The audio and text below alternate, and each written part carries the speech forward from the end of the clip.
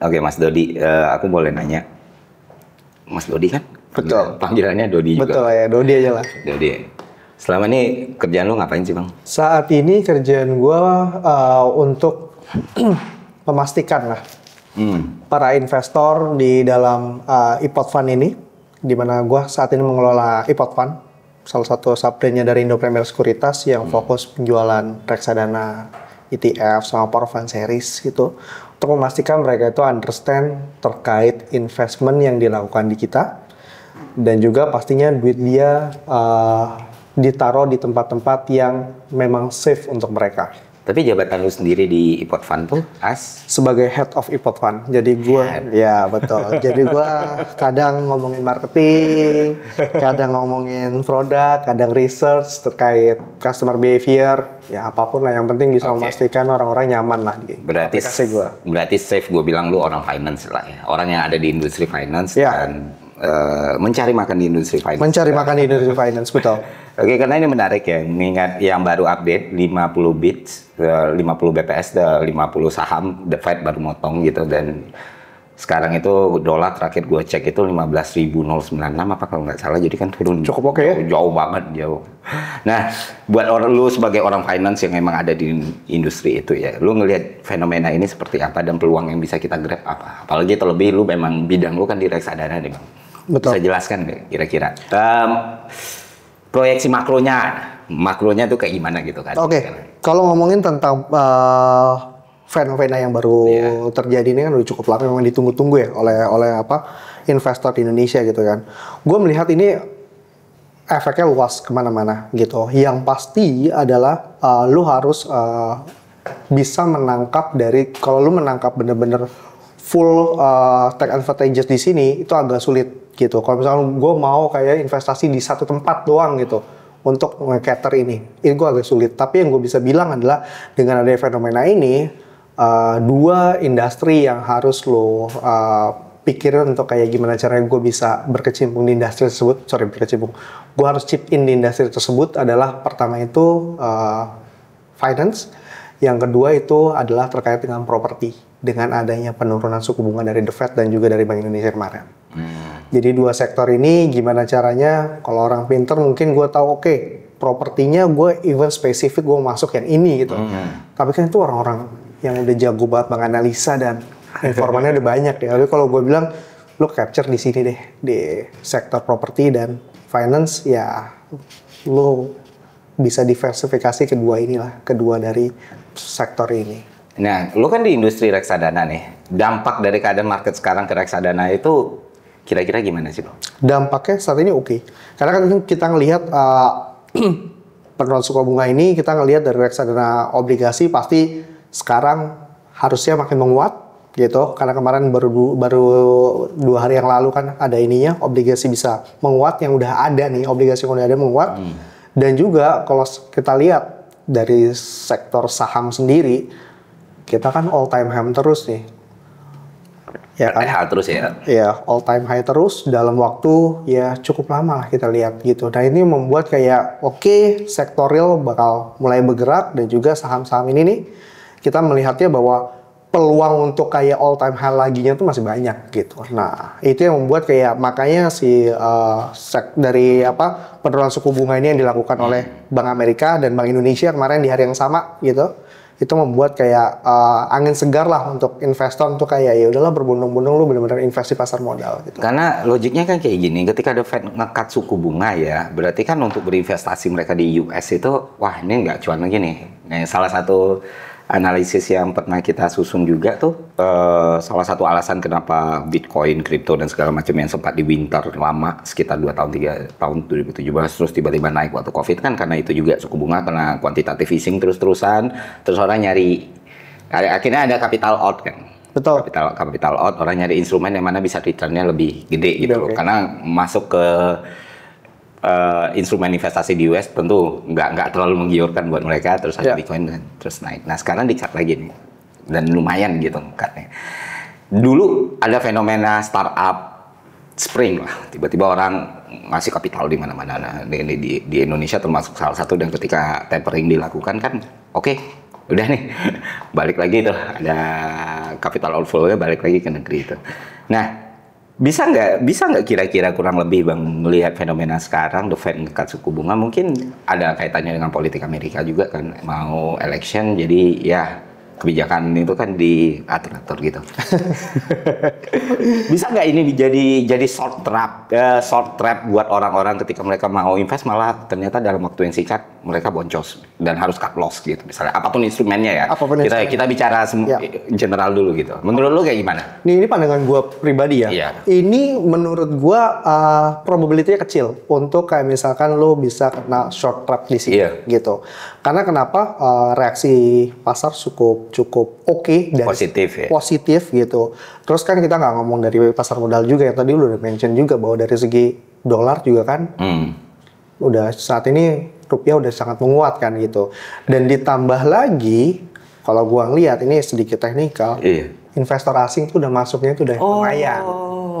Oke, kalau lu yang ngomong sih. Iya, jadi kayak gue bilang orang Indonesia udah percaya ini bakal bagus gitu ya kan. Real business oke, dolar oke, investor asing masuknya berbondong-bondong ke pasar modal Indonesia. Jadi menurut gua tetap ada ya probability bahwa ya short term dan segala macam, gua nggak bisa memasukkan 100% gitu ya. Karena kita ngomong finance ya. Betul ya. Tapi probability-nya kecil karena dari 3 faktor tadi yang udah kayak ibaratnya ya mereka itulah yang bisa ada impact-nya terhadap market gitu. Berarti kemungkinan untuk false alarm itu lu rasa enggak lah. Iya, betul. Kayaknya enggak sih di sini. Makanya kita kayak melihat bahwa rata-rata gue sekarang banyak dapat iklan untuk kayak lu berinvestasi itu benar-benar bisa lamsam saat sekarang gitu. Nah, sekarang tuh gue banyak dapat iklan dari brand-brand apapun itulah gitu. Menarik nih. Karena balik lagi Bang, ketika kita bicara iklim kan kita bicara lingkungan kita bicara negara kita, tentu hal ini jadi concern dan matters banget ya. Kita harus ngeliatin bagaimana dinamika finansial di Indonesia untuk ngambil keputusan, kita masuk atau enggak. Cuma gini, gue harus jujur Bang, di antara semua instrumen investasi yang gue pernah in and out, ada satu hal yang benar-benar membuat kepala gue pusing dan gak jelas menurut gue, yaitu reksadana tempat lu bekerja sekarang. Oke. Karena menurut gua ini konsepnya gimana sih gitu loh, maksudnya nggak masuk akal. Dan gua tuh sempat ya udah gua ngomong, menurut lu reksadana ini gimana? High risk no return gua bilang. Nah, karena kan multi investor masuk dikelola sama MI, terus kita nggak tahu apa yang dikelola, racikannya gimana dan lain sebagainya. Nah, cuman gue kan bisa aja salah. Betul. Gue bisa aja kurang komprehensif untuk memahami instrumen investasi ini. Lu bisa jelaskan dengan bahasa paling sederhana nggak? Bahasa paling manusia, reksadana itu apa? Dan potensinya apa? Betul. Itu dulu aja deh. Dari lebih ke arah konsep reksadana dulu ya. Reksadana itu adalah kayak wadah untuk menghimpun dana dari berbagai investor yang dikelola oleh manajer investasi. Manajer investasi itu ibaratnya orang yang, badan yang mengelola dana dari berbagai investor, di mana dananya itu diteruskan untuk dibelikan kayak saham, obligasi, pasar uang. Jadi dia meracik produk, dibikin wadah. Ini wadahnya ini udah ada racikannya nih. Ini. Investor bisa untuk kayak menaruh duitnya di sini untuk mendapatkan capital gain dari pembelian surat surat saham, surat obligasi dan pasar uang. Nah, ketika gue masuk ke reksadana nih, gue kontak MI-nya, gue bakal tahu nggak proyeksi gain yang bakal gue dapat berapa persen atau segala macam, dan siapa yang nentuin itu gitu? Itu semuanya tetap forecast ya. Jadi bukan kayak gue simpel kalau kita ngomongin tentang obligasi kan ada guaranteed return. Iya, yield. Guaranteed return kan yieldnya ada gitu ya per tahunnya. Guaranteed return reksadana nggak ada. Nggak ada gitu. Jadi dia biasanya ngelihat adalah kinerja historical. Dan kalau reksadana ini biasanya kita ngomongin yang dulu kan tadi bilang adalah high risk no return. Itu sekarang gue juga beberapa kali bener di reksadana saham high risk no return. Kadang gue ngelihat statistiknya ya bener juga gitu, banyak yang minus gitu kan. Nah selain lihat historical, lu kan harus tahu kan dalamnya barang apa. Di reksadana saham ini ada ketidaktransparan. ketidaktransparan dalam sisi untuk kayak nge-state produknya ada apa aja sih di dalamnya, ada saham apa aja di dalamnya. Jadi bingung orang ya, ngapain gue beli reksadana saham, nggak ada guaranteed return, gue cuma ngeliat historical. Terus kalau mau tahu barang yang dibeli apa, itu saat ini reksadana saham itu cuma ngasih tahu kayak ya top 10 saham yang dipegang oleh produk tersebut gitu. Oh, berarti dengan kata lain lu mau ngomong bahwa sistem reksadana di Indonesia itu bermasalah sekarang? Gua bisa bilang iya. Gitu. Gue bisa bilang sedikit bermasalah karena... Sedikit atau... Ya, gue bisa benar bermasalah karena gue merasa oke, reksadana saham apa sih? Kumpulan saham yang dijadiin satu bundle untuk kayak bisa di-subscribe, dibeli secara simple. Jadi gue beli sekali langsung ke diversifikasi ke beberapa saham yang ada di dalamnya kan. Dimana kan di dalamnya itu kan saham itu kan bergerak gitu. Tapi gue selama beli reksadana tuh nggak pernah bergerak gitu. Ya, okay. Nah itu nggak dari gue ya, karena gue emang di dunia ini kan, gue tahu itu memang tidak bergerak gitu. Tapi itu adalah gue dapat dari riset kepada customer gue. By the way kita udah punya customer 1,3 juta customer. Wow. Gue riset mungkin kayak ratusan orang yang main reksadana kita, dia bilang kayak kenapa sih lu nggak mau main reksadana saham?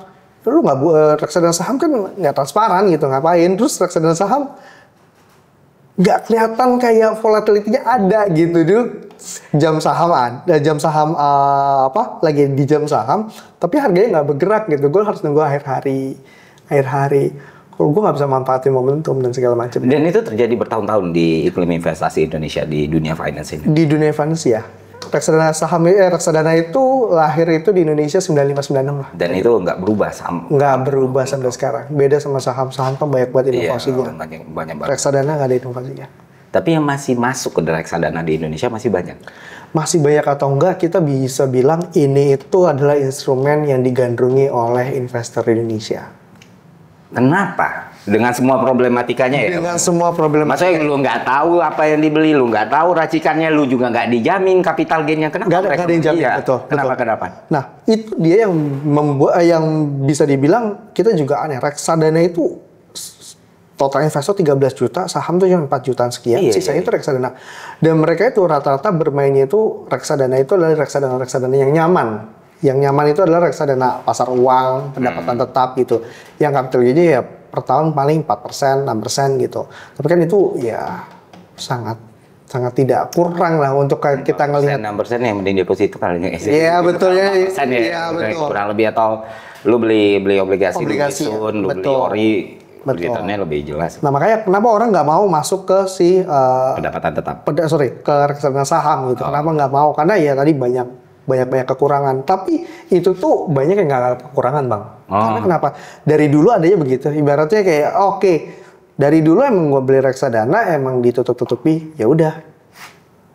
Mereka bukan merasa itu masalah. Beda kalau misalkan ternyata dulu dibuka, sekarang ditutup-tutupi, atau dulu reksadana bergerak, sekarang ditutup-tutupi. Itu sebagai common mekanisme di Indonesia ya, ini adalah investasi reksadana. Tapi OJK nggak bertindak gitu. OJK nggak berusaha untuk step up the game gitu, untuk bikin sesuatu itu lebih terbuka dengan aturan dan segala macam kan? Karena kan itu kan kebenaran yang disepakati ya. Karena udah tertutup ya udah kita ikut aturan. Tapi kan sebenarnya idealnya orang berhak tahu nih duitnya di mana kan? Betul. Dari OJK sendiri nggak ada update aturan yang membuat semuanya lebih transparan gitu. Nah, transparan itu ada. Transparan ada, real time ada gitu. Tapi dulu tahun 2007 itu kemungkinan apa? Kita juga yang ngeluarin dari The Premier juga. Itu ada yang reksadana full transparan 100%. Terus ini reksadana juga bisa ditransaksikan secara real time juga gitu. Tapi ada kekurangan di dalam instrumen tersebut. Itu instrumennya kita sebut ETF. Itu yang bisa main itu cuman institusi-institusi atau kalangan-kalangan yang berduit lah. Nggak bisa investor retail, nggak bisa kayak ya udahlah high middle income ya. Betul, karena minimum belinya itu kalau misalkan taruhlah harga reksadana itu misalkan harganya misalkan 1.000 gitu, minimum belinya itu 100 juta. Karena kita ngitungnya satu basket itu 100.000 unit. Jadi kalau harganya misalkan 1.000, ya dikasih 100.000, jadi minimum belinya 100 juta. Dimana beli minimum 100 juta dan kelipatan. Jadi kalau gue mau beli 100 juta, 200 juta, 300 juta. kelipatan. Beda sama investasi reksadana sekarang kan. Investasi reksadana sekarang, gue mau beli 1.200.000, 1.250.000, terserah. Gue mau investasi berapa ya, yang ada di duit gue investasiin. Di reksadana ETF, di ETF itu ada yang bisa, ETF ini bisa real time dan transparan, tapi minimum buying, dan ada yang namanya kita bilangnya fraksi. Membelinya itu cukup nggak make sense, nggak bisa dijangkau oleh masyarakat Indonesia ya. Sorry itu saya kan kita punya UMR 5 juta 6 juta ya, 4 juta 5 juta gitu. Ini kalau beli ini ya minimum belinya ya ada yang 10 juta, ada yang 20 juta, ada yang 100 juta, dan itu harus berkelipatan gitu. Gue nggak bisa 12 juta, 13 juta ya, kayak gitu lah. Ini membuat kayak aneh gitu. Ini konsepnya aja, konsep dasarnya aja udah aneh. Betul. Itu kan untuk mengetahui duit lu ditaruh di mana itu kan hak ya. Dan lu harus cost premium untuk mendapatkan. Betul. Itu tuh apa gitu maksudnya. Itu legal. Dan itu legal. Namanya ETF. Makanya itu saat ini di Indo itu yang menggunakan adalah institusi-institusi atau gitu. Terus kita nih gini, sorry Bang, gue jadi sekitar 2 tahun lalu tuh gue mengkaji laporan forecastnya sama ini summary-nya World Bank sama IMF ya. Salah satu hal yang paling masalah banget di Indonesia ini ketika kita bicara industri finansial sama ekonomi adalah kedangkalan investasi kita, kedalaman investasi kita. Masyarakat itu tidak teredukasi dengan baik tentang investasi. Betul. Jadi kan yang kita harap retail kan semakin banyak nih ya. Betul. Kalau enggak ya kita harap retail semakin banyak gitu. Salah satu yang bahkan jangankan investasi, unbanked people-nya aja itu masih sekitar 55% di Indonesia. Nah dengan regulasi kayak gini ya kapan retailnya bisa maju gitu kan? Betul. Dengan keadaan bukan regulasi ya. Ya, betul. Oh. Terus masalah withdrawal-nya Bang? Masalah withdraw, balik lagi. Masalah withdraw ini kan kita ngomongin ya untuk di reksadana. Kalau yang mainnya aman, terlalu aman banget kayak pendapatan tetap atau pasar uang, itu withdrawnya oke lah 2 hari 3 hari selesai gitu ya. Kalau reksadana saham, withdrawnya itu mereka itu aturan dari OJK dan ininya itu adalah up to 7 hari. Jadi up to tuh hari kerja ya, sampai dengan 7 hari kerja. Jadi kalau itu berarti Senin bisa Rabu depan. Wow. Tuh. Nah itu yang kita lihat bahwa up to 7 hari, tapi di lapangan tuh biasanya tuh ya 3 atau 4 sampai 7 hari. Nggak mungkin lebih cepat dari 3 hari gitu. Tapi kita ngomongin kan seminggu lama atau enggak ya, ada yang bilang lama, ada yang enggak, terserah lah ya. Tapi kalau kita di investasi itu ada yang namanya ketidakpastian kita bilangnya. Karena kalau financial planner kan semua ngajarin adalah lu kalau taruh dana darurat di pasar uang. Kenapa? Karena cairnya cepat. Di reksadana saham cairnya lama, lu nggak bisa gitu. Kalau lu kenapa-napa 7 hari baru keluar, misalkan sorry to say lu nabrak, lu masuk rumah sakit, lu harus ada duit yang harus keluarin cepat, ini nggak bisa. Logika dasarnya pencairan semakin cepat seharusnya bunga semakin rendah. Ini bunganya rendah, pencairannya lama ya pusing. Betul juga. Kecuali kalau dana tertahan ya yieldnya menguntungkan lah. Menguntungkan, betul. Jadi ada ya beda sistem dapat gitu lah. Tapi nggak ada aturan gitu yang ngasih batas maksimal gitu pencairan berapa lama, itu uang dalam 7 hari karena bisa sangat gila loh Bang. Betul. Makanya up to 7 hari. Jadi di lapangan yang terjadinya untuk reksadana saham ya lo withdraw dapetnya ya 3 hari, 4 hari, 5 hari. Waduh, udah jadi barang gitu. Betul. Jadi kalau misalkan lo butuh cepet ya nggak bisa di reksadana saham gitu saat ini. Bukan betul. Agak sulit lo menerkanya aja. Ini gue misalkan sekarang hari Senin gitu. Gue butuh hari Kamis gitu ya. Gue nggak tahu mau Kamis, Jumat atau Senin depan. Gue nggak tahu gitu. Ada ketidakpastian juga di gue gitu. Sebagai investor padahal duit gue gitu. Tapi Bang Dodi ini aneh, lu kan penjual reksadana saham nih ya. Dari tadi ngomong kan jelek-jeleknya nggak bisa gak? Ya itu yang positifnya apa ya positif? Gue yang kasihan ya. Jadi ini kan nanti industri lu nggak laku gimana? Yang positifnya kalau misalnya semua masalah tadi teratasi nih. Ya semua masalah tadi udah involve lah, udah kita udah the next level nih. Semua hal itu bisa kita selesaikan gitu. Keuntungan bagi seorang konsumen untuk membeli reksadana, lu bisa jual ke gua nggak sih Bang? Tell me this pen lah gitu. Kenapa gua harus milih reksadana? Karena kalau gua punya duit 1M misalnya, gua nggak punya duit 1M, tapi kalau gua punya 1M, misalnya kalau gua punya 1M, mungkin gua bakal beli tanah gitu. Nah, coba bikin gua memikirkan untuk nggak beli tanah tapi beli reksadana saham. Ini kalau coba ya. Tadi solve ya? Iya. Jadi saat lo punya bukan 1M lah, 10M lah atau 100M gitu. biar lebih asal ya. Iya. Jadi reksadana ini adalah instrumen yang di mana saat lo berinvestasi itu lo nggak pure dari otak lo doang, nggak pure dari knowledge kita doang. Kalau misalkan reksadana saham ini itu adalah knowledge kita dibantu dengan ada yang namanya manajer investasi. Di mana manajer investasi ini kita bisa bilang adalah manajer investasi ini expert lah di bidangnya. Dia tahu duit lo harus ditaruh mana, gitu. Dan lo bisa mengecek manajer investasi tersebut. Kalau misalkan tadi ya udah real time, udah transparan, lo bisa ngelihat otaknya dia make sense atau enggak. Make sense atau enggak itu balik lagi nanti ke arah lu punya liquidity. Liquidity adalah jangan-jangan nanti udah berapa tahun gue invest di sini, gue nggak bisa tarik duit gue. Karena di dalamnya ada kita sebut saham-saham yang kayak gorengan dan segala macamnya gitu. Kalau saham gorengan terus terkena sesuatu, kena kasus atau apa, lu nggak bisa withdraw duit lu. Itu kan basic investment, lu nggak bisa tarik duit, itu masalah besar kan buat lu gitu. Nah, dengan adanya manajer investasi ini udah ngebuka semuanya, lu lihat dalamnya make sense atau enggak.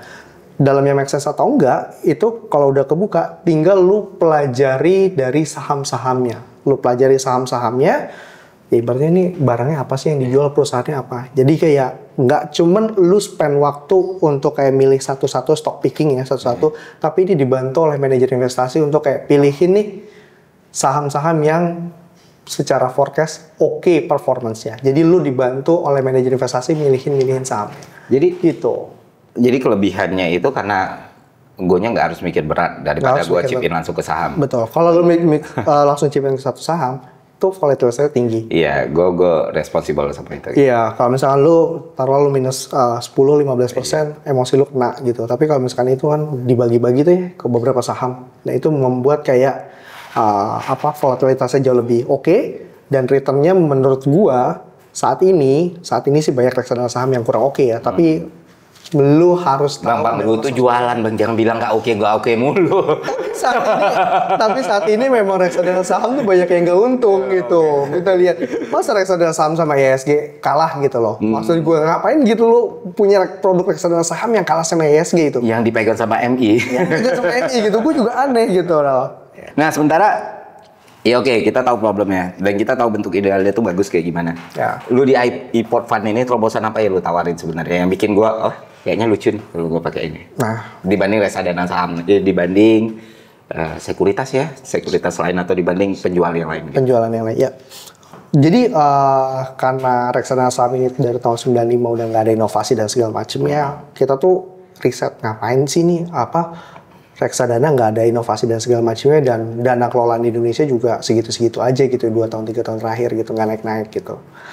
Nah, yang pertama orang nggak mau naruh di reksadana saham, yaitu yang reksadana saham dia nggak mau naruh di situ adalah pertama karena ya harganya nggak bergerak, nggak real time gitu. Jadi gue nggak bisa manfaatin momentum. Kalau gue misalkan nih kayak kemarin suku bunga gitu misalkan contohnya. Gue mau masuk nih gitu. Mau masuk gitu.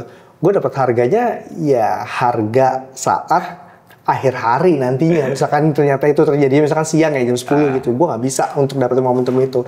Gue masukin duit gue misalkan gue beli 10 juta gitu ya. Gue nggak tahu gue dapat harga berapa. Harganya nanti sore gitu. Nah itu kan harga sore itu adalah harga penutupan hari yang biasanya market tutupkannya jam 4 lah kira-kira gitu.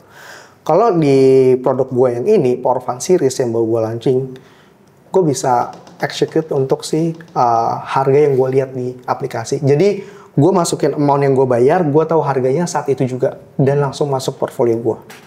Kalau reksadana yang lama, gue cuma masukin amount, gue nggak tahu harga gue nanti dapat berapa. Oke. Dan nggak langsung masuk portfolio langsung.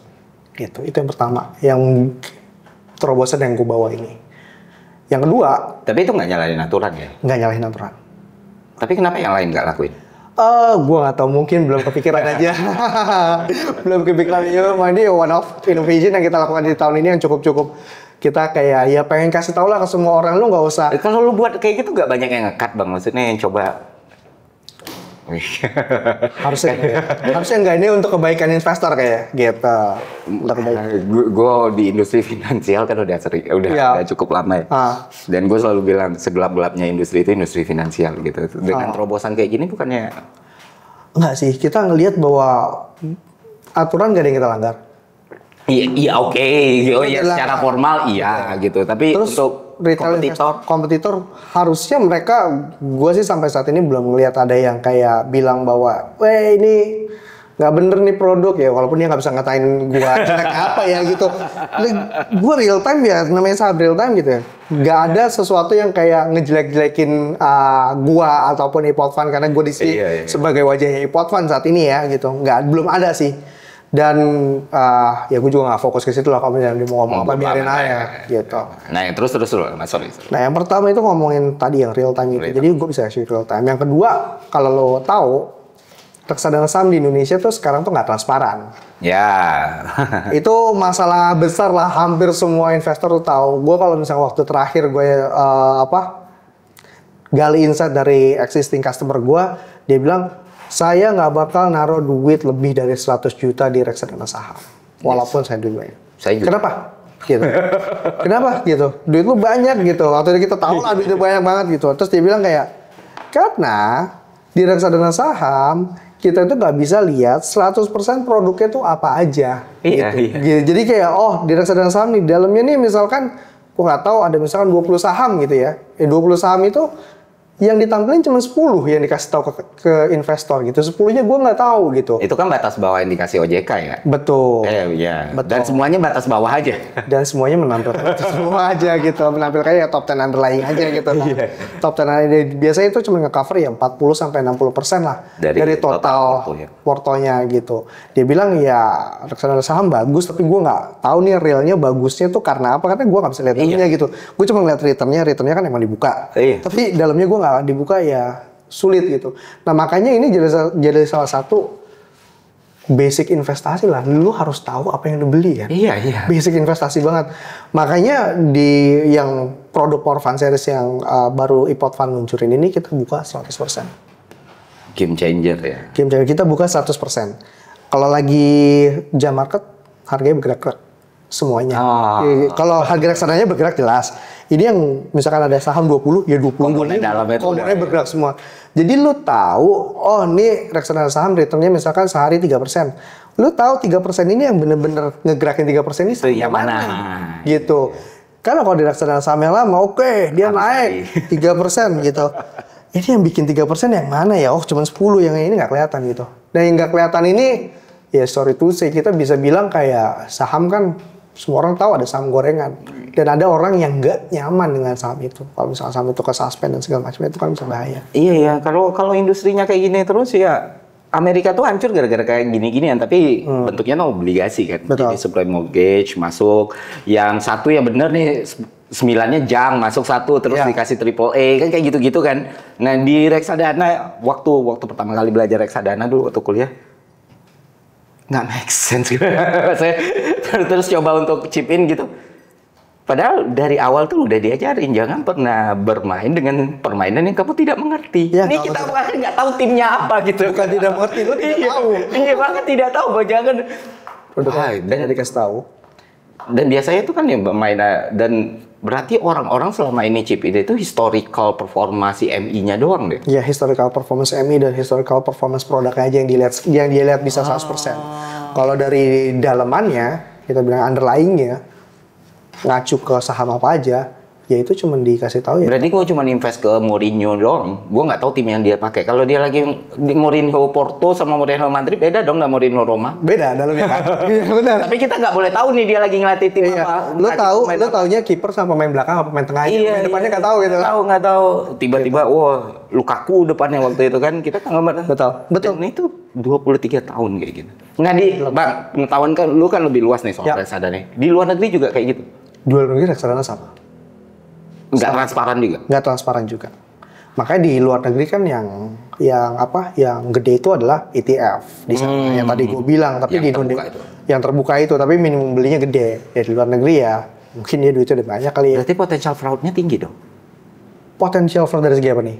Iya misalnya orangnya nge-pitching saham gorengan tadi. Misalnya dia punya kerjasama dengan orang. Ya gue tahu. Nggak tahu.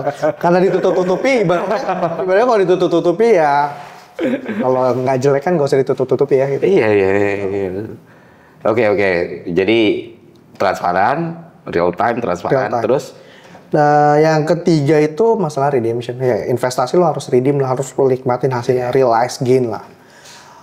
Saat jual reksadana lo, reksadana saham kita ngomongnya ini karena kita lagi di konteks reksadana saham, itu tuh saat ini tuh aturannya kan up to 7 hari. Tapi di lapangan itu tuh biasanya cair ya 3, 4 sampai 7 hari lah gitu.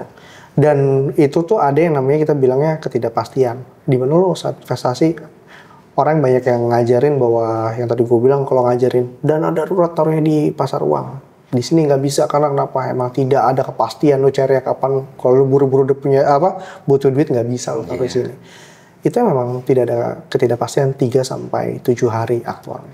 Dan di kita itu pasti cair 2 hari. Kita bener-bener kayak pangkas. Itu garansi? Garansi 2 hari. Lo jual 2 hari pasti masuk ke RDN lo. Masuk RDN lo langsung bisa WD hari itu juga. bisa lebih cepat.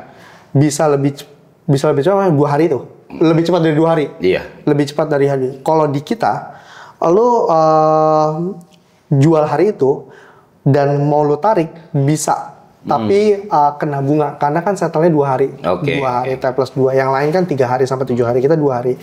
Kita tetap bisa ambil per sejuta lo kena 10.000 lah. Per sejuta lo kena 1.000. Oh, kecil. Boleh ya? Per sejuta lo kena 1.000. Kalau misalkan dana unsettled nih, ini baru bisa diambil misalkan besok gitu ya kan. Lo bisa ambil besok. Lo ambil hari ini 5 juta. Ya lo kenanya 5 juta 5.000 gitu. Tapi lo bisa ambil hari ini. Tapi kalau ambilnya besok lo ambil 5 juta lo gak kena apa-apa. Ya kemarin temen gue 3 orang sih yang ngomong di port fund tuh beneran 2 hari loh, beneran, dan semuanya pada bilang oh ya beneran 2 hari, beneran 2 hari, beneran 2 hari. Iya, di Power Fund Series ini. Gaib juga ya, maksudnya mantap juga barangnya. Gitu makanya investasi kalau lo cairinya lama itu. Iya duit berputar aneh banget, aneh. Soalnya kita kan perlu likuiditas ya. Betul, likuiditas. Market volatile banget. Makanya gue megang cash itu banyak sekarang karena kan nggak. Udah gue tarik terus. Ya tiba-tiba nih, baru nggak sampai sebulan yang lalu di Jepang terjadi false alarm itu kayak orang bilang resesi ya ternyata. Terus 1 bulan lagi, dolar 15.096. Yang paling masyarakat common atau masyarakat awam tahu lah. Ya. Grafik dolar sekarang itu lihat aja sendiri gitu loh. 16.000, 55, 15 dan segala macam. Makanya bukan apa-apa, tapi itu dibutuhkan sekali. Kalau 7 hari, entah apa yang terjadi. Betul lamanya. Tapi kenapa selama ini pencairan reksadana bisa selama itu? Gitu? Apa alasan dibalik itu semua? Alasan dibaliknya ya mungkin proses lah. Proses di dalamnya yang cukup panjang yang kayak belum ada yang sadar aja kali ya mikirin gimana caranya dipercepat gitu. Karena kita bener-bener kayak waktu itu mikirnya ya reksadana kan dari dulu emang kayak gitu. Pas kita ngomong sama customer dan kita balik lagi ke sebagai investor ya, iya ngapain lama banget gitu. Makanya kita waktu itu ngobrol sama tim di kantor gitu, ini bisa dipercepat nggak sih saat nanti kita peluncuran yang baru nih gitu. Benar-benar kerja itu kali. Ya, kita bilang ada beberapa proses yang kita temukan itu bisa dipercepat seperti itu. Jadi ya T plus 2 harus nyampe ke customer gitu. Itu sih keunggulan dari si Power Fund Series tadi 3. Dan tambahan yang terakhir adalah Power Fund Series ini lu bisa execute real time ataupun lu juga bisa execute kayak reksadana lama gitu. Kita bisa bilangnya adalah ini produk gua keluarin bukan kayak menggantikan fitur yang lama. Fitur yang lama tetap ada. Lu mau transaksi akhir hari gitu, lu masukin duit dulu aja deh. Gua nggak tahu harganya berapa, tetap bisa dilakukan. Tapi kalau lu mau lihat harga yang lu beli adalah yang ada di layar, secara real time lu pun bisa gitu. Jadi kita bener-bener di situ ada 2 pilihan, lu mau belinya real time atau lu belinya akhir hari gitu. Jadi gua iPort Fund sama sekali tidak mengurangi fitur reksadana lama atau mekanisme reksadana lama, tetap ada, tapi kita menambahkan option. Kalau lu mau real time nih silakan pakai ini. Gitu. Berarti untuk investor retail ini masih menjanjikan lah ya. Betul. Jadi kalian nggak cuma ngejar yang super middle ini, super high income atau income, tapi emang diharapkan dengan ini retail akan makin banyak lagi. Nah, inisiatif kedepannya iPort Fund itu apa, Pak? Inisiatif kita kedepannya apa? Pastinya di dalam setahun 2 tahun ke depan kita bakal tetap promote ini, si Power Fund Series ini fokusnya di sini untuk kayak set new standard untuk reksadana di Indonesia lah. Set new standard untuk reksadana Indonesia bahwa reksadana itu bisa real time, terus harus transparan, redeemnya harus cepat. Kita harus kasih tahu itu. Gitu. Jadi kayak fokus kita adalah kayak lo dari tahun 95-96 reksadana ada sampai sekarang lo nggak ngerti bahwa reksadana itu ada semacam bug-nya, kita bilang ya di internal nih bug reksadana nih udah dari tahun 95-96 dan sekarang kita menemukan gimana how to solve the bug gitu. Itu yang berusaha ditawarkan import fund sekarang. Betul. Di luar faktor bisnisnya, tentu lu bikin produk, bikin inovasi, lu butuh R&D, lu butuh modal dan lain sebagainya. Tentu ya penonton gua nggak akan lah kemakan bahasa-bahasanya. Ya pasti, betul. Pasti, ya tentu untuk profit dong, betul untuk bikin bisnis lebih jalan. Tapi di luar itu semua, secara filosofis, apa sih yang berusaha lu bawa dari semua inovasi ini? Dan kalau gua ngebaca kan lu ketika ini berjalan dengan baik, ini kan bakal jadi game changer banget ya kayak identify problem, solution gitu. Nah, ke depan kita bicara masa depan dan jangka panjang. Apa yang lu harapkan dari terobosan yang udah tim import fund ini buat? Oke. Yang mau gue kasih pesan kepada dari produk yang gue launching ini adalah investor itu harus benar-benar ngerti tentang produk apa yang dibeli. Dan kita bilang ya si Power Fund Series ini fair produk. Jadi dalam arti fair adalah lu invest di gue kasih tahu semuanya. Ini lu invest di gue, lu mau redeem gue kasih tahu, gue kasih cepat, fair, bener-bener nggak ada proses-proses yang gue perlambat. Terus dari segi harga real time itu juga fair, karena lu harus bener-bener tahu barang yang lu pegang itu harganya bergerak gitu, bukan diem aja gitu. Kita mau ngangkat fair dan orang tuh jadi terbuka matanya bahwa oh reksadana saham gue beli. Ini adalah dalamnya saham. Saham itu bergerak. Kalau saham yang kalau harga lu nggak bergerak, berarti lu harus mempertanyakan karena lu punya saham gitu dalamnya gitu loh. Nah kita pengen